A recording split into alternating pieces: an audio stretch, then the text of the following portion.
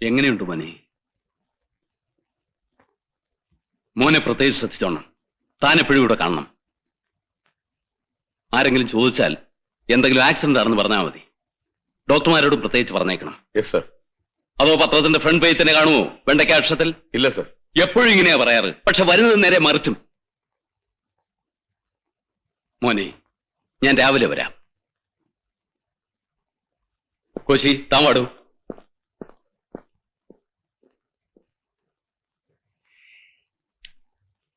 I ജിയെ കണ്ടോ?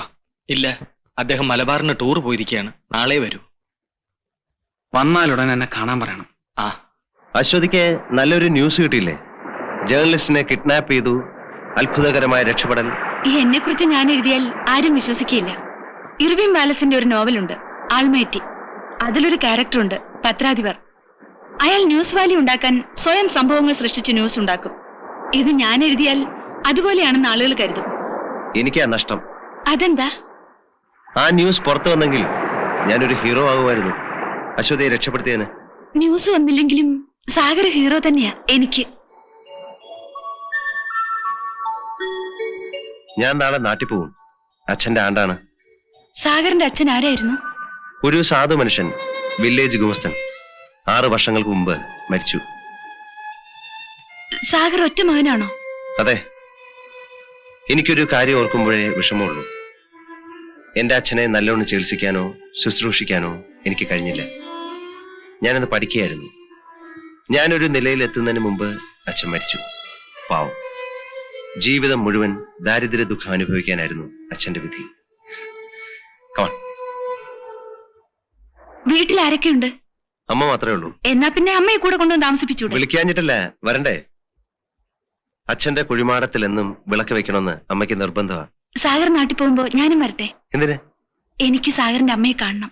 ഞാൻ പോയാ വൈകിട്ടേ മടങ്ങി വരൂ. അത് സാരമില്ല, നാളെ എനിക്ക് പ്രത്യേകിച്ച് ജോലിയൊന്നുമില്ല. ആ, പോ.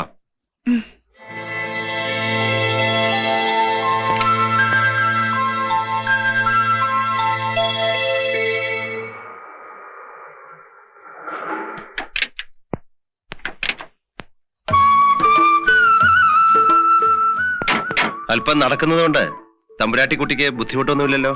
ഞാനൊരു പത്രപ്രവർത്തകയാണെന്ന കാര്യം സാർ മറക്കണ്ട. കുന്നും കുഴി എനിക്ക് പുതുമയൊന്നുമല്ല, ചമ്പൽക്കാട് വരെ കയറിയിട്ടുണ്ട്. അത് ശരി. അപ്പൊ പത്രപ്പണി കിട്ടുന്നതിന് മുമ്പ് ചമ്പൽക്കാട് റാണിയായിരുന്നിരിക്കും. സൂക്ഷിച്ച് വേണ്ട. അശ്വതി, ഞാൻ ജാക്കിയാണെന്നും എന്റെ ജോലി എന്താണെന്നും അമ്മയ്ക്ക് അറിഞ്ഞൂടാ. അശ്വതി അബദ്ധത്തിൽ അമ്മയോടൊന്നും പറഞ്ഞേക്കരുത്. അമ്മയോട് പറയാൻ പാടില്ലാത്ത പ്രവൃത്തി എന്തിനാ ചെയ്യുന്നത്? ഞാനത് എന്നോട് തന്നെ പല പ്രാവശ്യം ചോദിച്ചിട്ടുള്ള ചോദ്യമാണ്. വരൂ മീനാക്ഷി അമ്മോ. ഇത്രയും നേരം ആയപ്പോ ഞാൻ വിചാരിച്ചു നീ വരില്ല. ഇതമ്മ.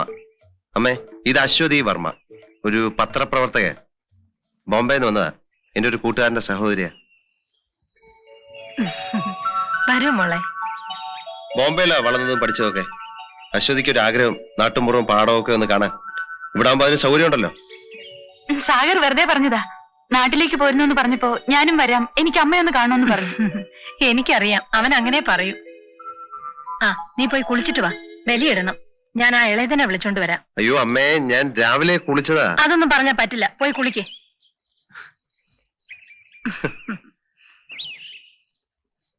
അല്ല, കുളിക്കണോ? പോടാ.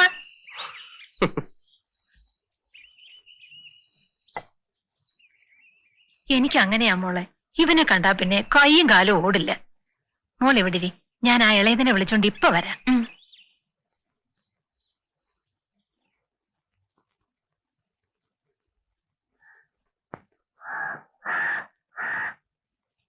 മതി.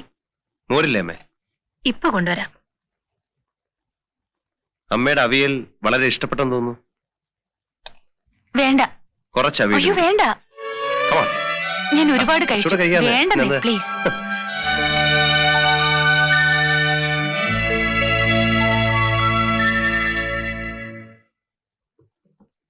എന്താ മോളെ, മതിയാക്കിയോ? മതിയമ്മേ.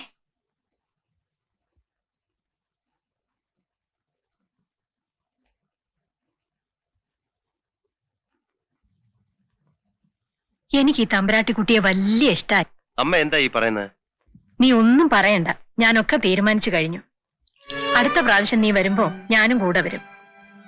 എനിക്ക് ഈ കുട്ടിയുടെ ചേട്ടനെ ഒന്ന് കാണണം.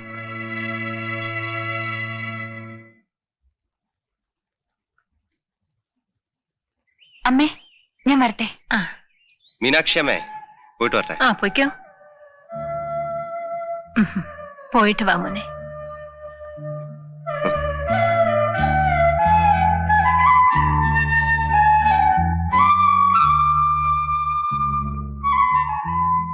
എന്തൊരു സ്നേഹം അമ്മയ്ക്ക്.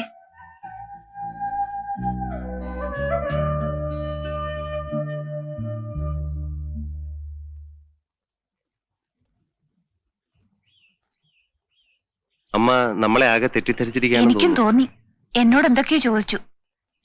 അശ്വതി എന്ത് പറഞ്ഞു? ഞാനൊന്നും പറഞ്ഞില്ല, എല്ലാം മൂളി കേട്ടതേ ഉള്ളൂ.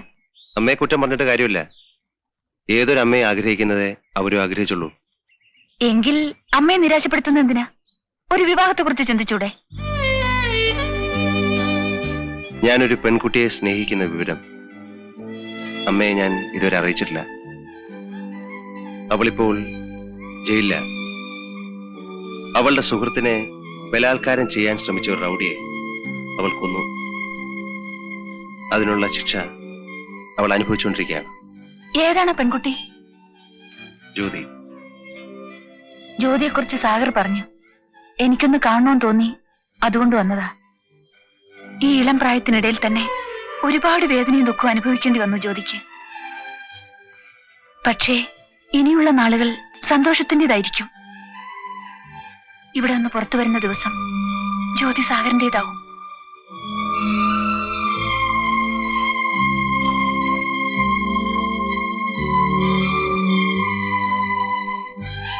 ഞാൻ വരട്ടെ.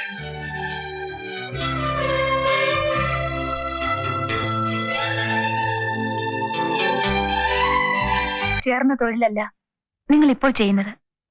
ദയവായി നിങ്ങൾക്കിത് നിർത്തിക്കൂടെ? ജ്യോതി പുറത്തു വരുന്നതിന് മുമ്പ് ഞാൻ ഈ തൊഴിലുമായിട്ടുള്ള എല്ലാ ബന്ധങ്ങളും അവസാനിപ്പിക്കും. പക്ഷേ ഞാൻ ജീവിച്ചിരിക്കുന്നെങ്കിൽ മാത്രം. എന്റെ ജീവന് ഇന്നൊരു സെക്യൂരിറ്റിയും ഇല്ല. ഞാൻ ഏത് സമയവും മരണത്തെ പ്രതീക്ഷിക്കുന്നു. ഒരു ബുള്ളറ്റോ റേസറോ ഓർ ആൻ ആക്സിഡന്റ് എന്ത് വേണമെങ്കിലും ആവാം. സാഗർ, അരുതാത്തതൊന്നും പറയരുത്. അങ്ങനെ ഒന്നും സംഭവിക്കില്ല. എന്നെ ആശ്വസിപ്പിക്കുകയാണോ?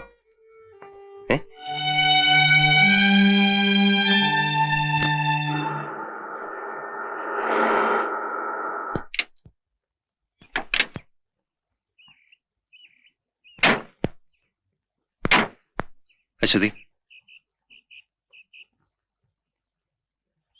നമ്മൾ പരിചയപ്പെടുമ്പോ ഞാനൊരു കള്ളക്കടത്തുകാരനും അശ്വതി ഒരു ജേർണലിസ്റ്റും ആയിരുന്നു. ഇന്ന് ആ ബന്ധം അതിലേറെ വളർന്നു. You are A good friend.